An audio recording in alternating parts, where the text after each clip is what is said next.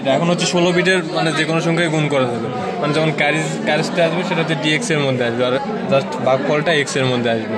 তো এই যে আমরা এটা হচ্ছে গুণ করতেছি, বুঝতে পারছিস? তো গুণ করার রাখবি সেট ডাটা, প্রথমে এক্স এর মধ্যে একটা ভ্যালু রাখতেছি, সেটা হচ্ছে 0010। তাহলে এক্স এর জন্য B8 প্লাস লল লিমিট হচ্ছে 10 প্লাস 00 প্লাস স্টেপ গো রেজিস্টার 0011।